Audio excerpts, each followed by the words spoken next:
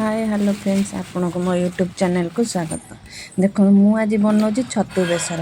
आपण मैंने तो बनई खाई देखो मु मो स्टाइल गोटे बनाऊँ छतु बेसर। छतु खट्टा देकी बनैले जो टेस्टी। प्रथम छतु को मो आग धोईदेली, तापर मु छतु को आउ थे धोईकी लुण हल्दी पानी आग धोईदेली भलसे।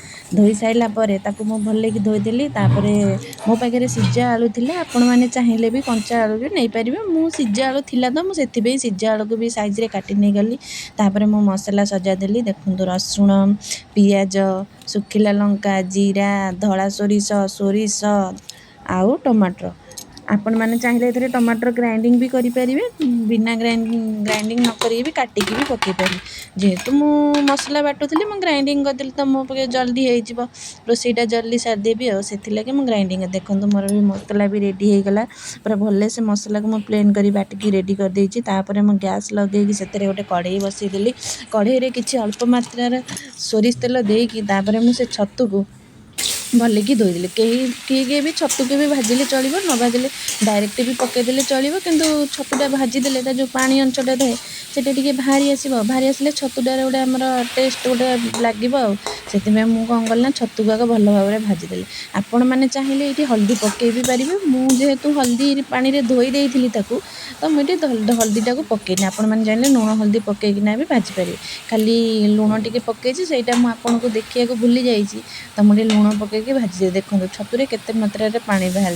तरकारी डायरेक्ट पकईदेले एमती टेस्ट लगे। छतु पानी सुखी सारा देखो छतु मोर पूरा भल से पूरा भाजी हो भल से भाजीदेवी छतु को। देखो केड़े सुंदर से पूरा भाजी हो गला। आपको गोटे कड़े काढ़ी रखीदे थाली। देखो मुझे काढ़ी सारा पुणी कड़े किसी सोरिष तेल दे सारिकी मुझे किसी फुटण पकईदेवी। जेहेतु फुटण पकईदे टे टेस्ट लगे सोरिष मसला तो से मुझे अल्प टिके फुटण टे फुटेदेली। देखो फुटण फुटी आसी सारापर से मुझे कलर लंका गुंड टे देदेली। कलर लंका गुंड देदेले सोरिष तरकारी लाल ना भल लगे आ से मु मसला को पकईदेली। देखो मसला टी मुझे सब बाटी जो पकई सारापर आवश्यक मुताबक मुझे लुण देदेली। लुण दे सारापर ये देखो अल्प लंका गुंड भी दे देइछि।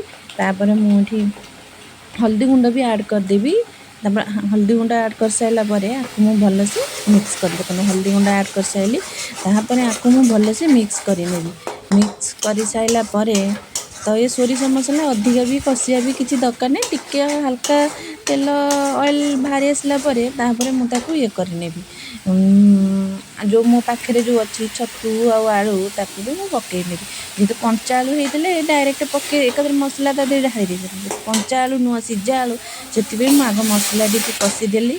देखो कषिगला मसला टी मोर भल भाव में कषि हो गला। तो मुझे छतु आलू जो सिझा आलू रखी मुझे साइज रे पीस पीस काटिदेली। से आलू को छतु को दीटा को पकईदेली। देखो पकई सारापर आपको मुझे भल से मिक्स करने। जेहेतु मोर लाइटर टिके अभाव से तरकार कलरटा देखा जाऊनी, ना तरकारी बहुत भल सुंदर कलर टी भी आसी तरकार। देखो भल से कषि होगला। तापर मुझे आवश्यक मुताबक पानी ऐड करदेवी। देखो आपण मैंने चाहिए सुका सुका भी करें। जेहेतु आम माँ झुआ दीज खाइबू तो से मुझे पानी देदेली। झुआर टे झोल आवश्यक ग्रेवी दरकार से मुझे पानी ऐड कले। आपण मैंने आपण अनुसार ही पानी दे पारे देवे। मोर टे झोल दरकार मुझे पानी देदेली। आपको मुझे छाड़देली। देखो ये फुटिला। फुटी सारापर ए भी जेहेतु सोरिष मसला दिया आर मुख्य आइटमटा कौन आंबुल। आंबुल जदि आम तरकारी न पकईवा तरकारीटा टेस्ट हम कि आपण मैंने कहतु। देखो मुझे आंबुल पकईदेली दीटी आंबुल। जेहतु झुअर मोर खाइबे से खट्टा हेले चलो। ये तो खाए ना ये सियाड़े भोजी खाइबा जी ना से लगी आम कौन कला आंबुल टे पकईदेलु। झुअर भी टे खट्टा हेले झुआ को भी पसंद, मत भी खट्टा खट्टा टे लगे मोर भी पसंद। देखो तरकारी पूरा भल भाव में होगला। मुझे गैस टे को बंद करदे तादिहे मुझे धनिया पत्र देदेली। धनिया पत्र टेस्ट ओ स्मेलटा ओ कौन केमी लगे आपण मैंने जानी धनिया पत्र टेस्टा ये पुणी देसी धनिया बारी धनिया तो ये धनिया पत्र पकईदेली। देखो ये केते पूरा टेस्टी होगला धनिया पत्र पकई सारापर।